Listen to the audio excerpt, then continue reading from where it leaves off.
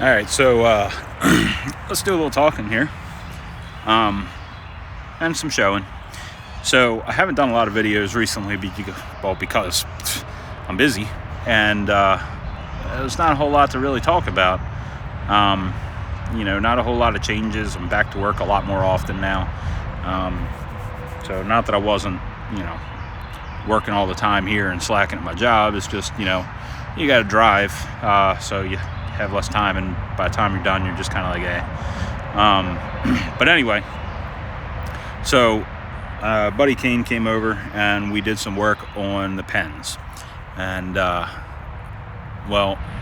did a test, and I tried kind of setting my pens up without any supports.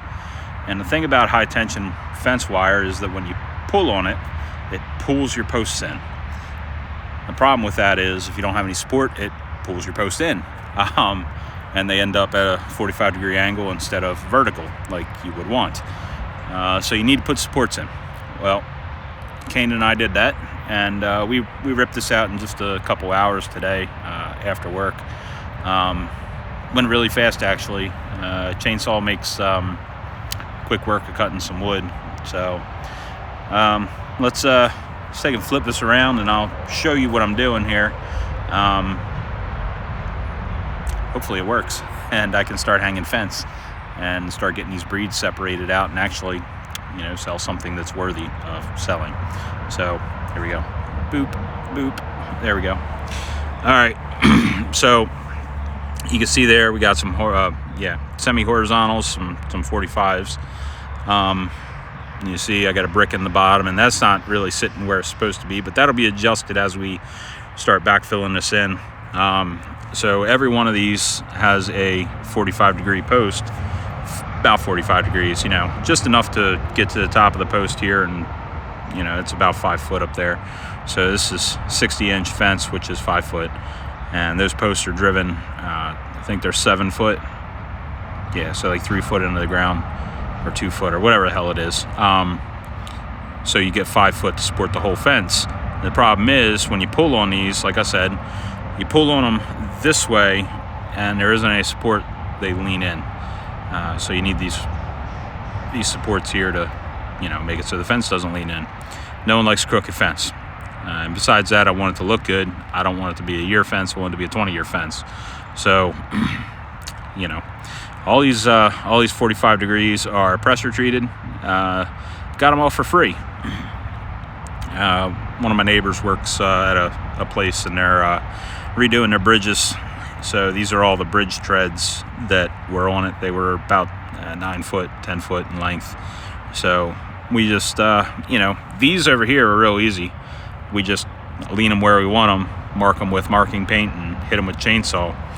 These over here are a bit of pain in the ass because you can't lean them past the post. Obviously, the fence is in the way. So we had to get a little creative there, and we'd make a cut about where it needed to be, line it up, and see if it fit. And then if it didn't, trim a little bit. No big deal, just a little more work. But what we'll do here is we'll backfill all this stuff in, and then we'll be able to mount some fence on here. Now I got this real cool thing called a fence stretcher or fence comb, and we'll take a walk over there. You see I got more of them, more pens down here. Now this is about 15 pens. So 15 is a good number to start with, but I'm going to end up probably with around, 20, 22, 25, something like that. So that I can separate all my breeds out real well, and, actually grow some frickin' grass and feed my birds for free. So, on day 1, I'll let this pen out. Day 2, I'll let this pen out, et cetera, et cetera. But let's have a look. This fence stretcher is this blue thing here.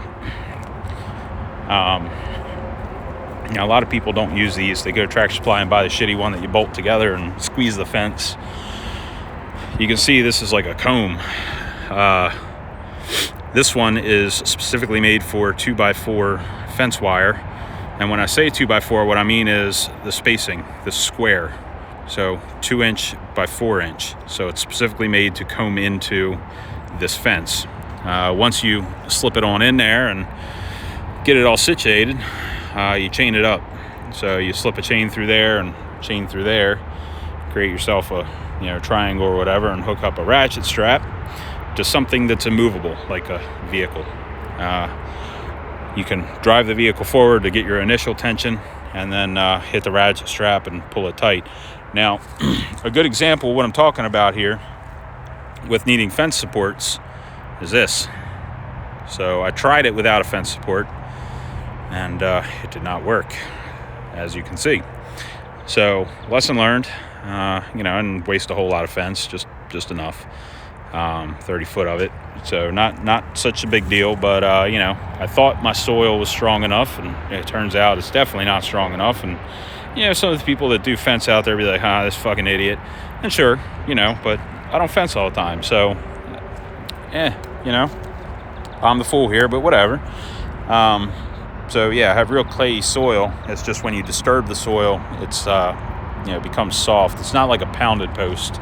Like these guys over here are pounded, and what that means is they come in with, in my case, a skid steer with a pounder on it, and I set the post on top of the ground and set the pounder on top of it, and it sounds like machine gun fire, and they pow right into the ground. And the soil around the post is not disturbed, so it's a lot stronger. There's no air in it, so it can't really move a lot. And the fact is, it's strong along the fence because there's many of them. So when you pull on it, it doesn't pull them all over, because they all can support the fence this way. Now, when I start pulling it this way, the problem is there's no support really, so it'll pull that post right over. And you can kind of see it on that one. It's pulled a little bit, but we'll straighten that one back out and do the same thing here on this one once I cut these staples out and pull this fence down. But I need to get a backhoe over here and dig another hole here and another hole here to get these 45s in on these two posts, and then we'll be ready to rock and roll. But you can see it's quite a bit of work. I think it's pretty impressive.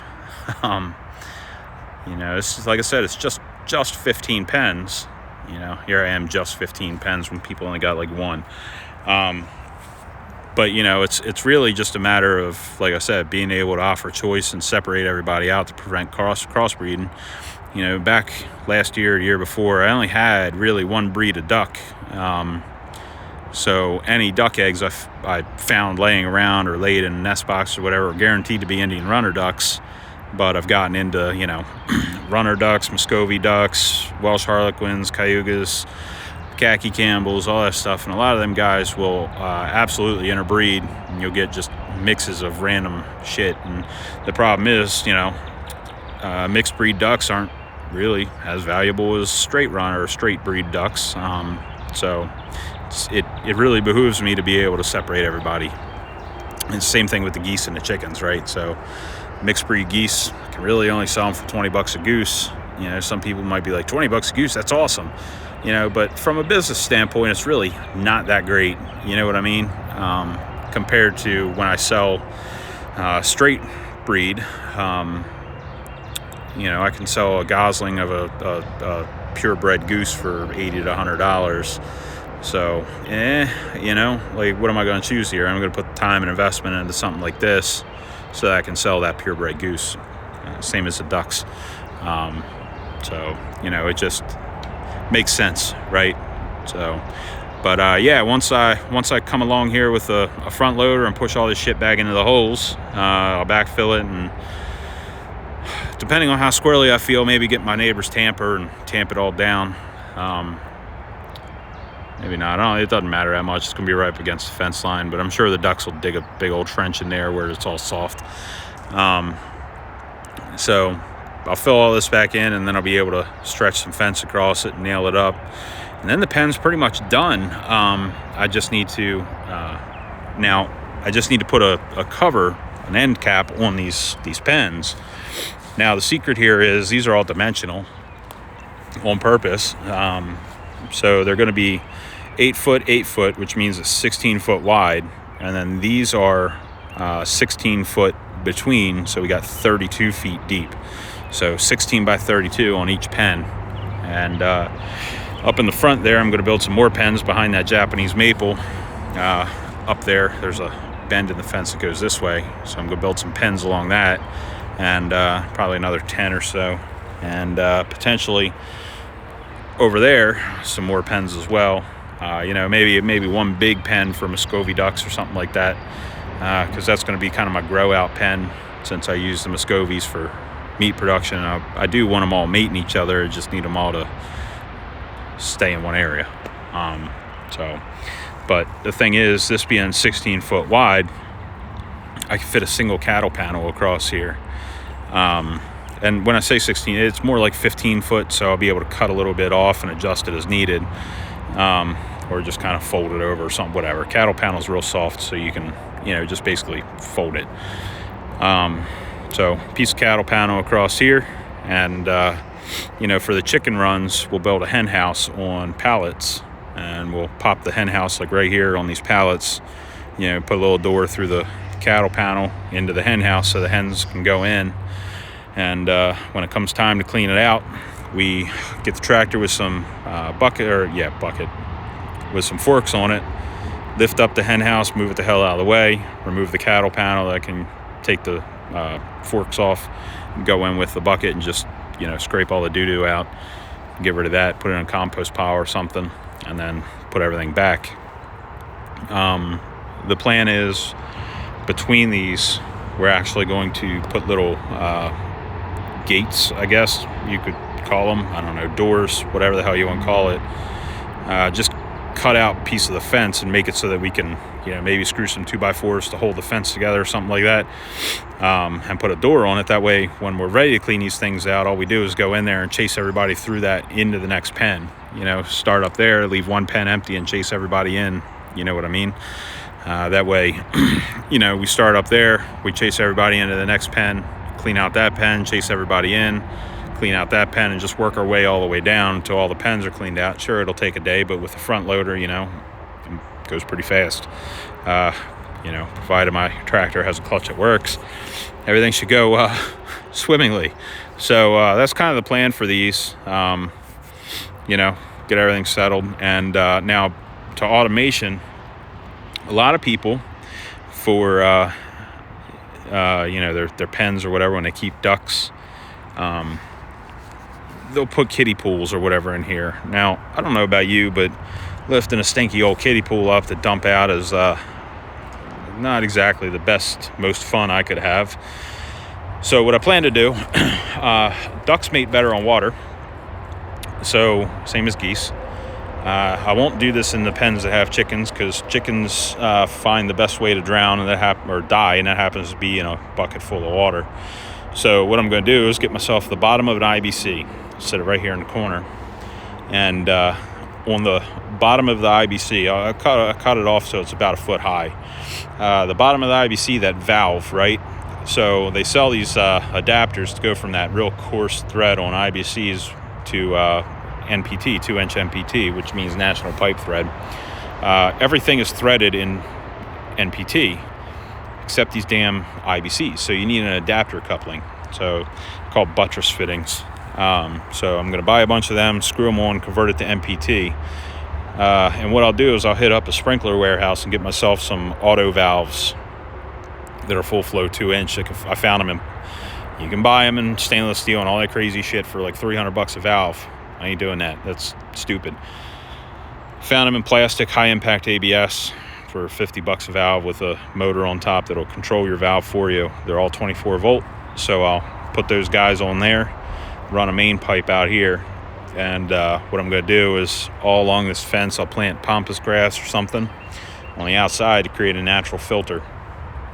And when it comes time to dump these bins, all I have to do is a little bit of automation with some solenoids, and boom, Bob's your uncle. Opens up, dumps out, and I'll do the same with refilling it. Auto refill valve, maybe a float valve or something like that. So dump this one on a Tuesday, dump that one on a Wednesday, dump that one on a Thursday, you know what I mean?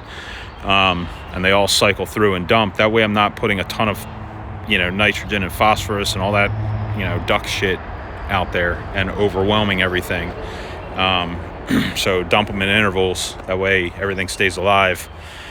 Because I also have a stream back there and I don't want to pollute that stream. So I hope this was kind of enlightening as to what I've been doing and all the damn noise I've been making. Because I'm sure some of you guys watching my live stream have been, oppressed by the noise.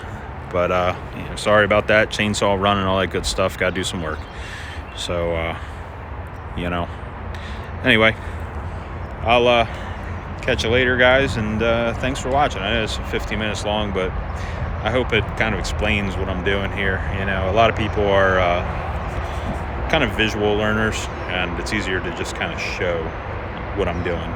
I can tell you all day, stand here, just look at my beautiful face and be like, this is what I'm doing, but you'll never get it. So easier to show you. And besides, we all got cameras now, so I'll catch you later, guys, and thanks for sticking with me. I'll see you.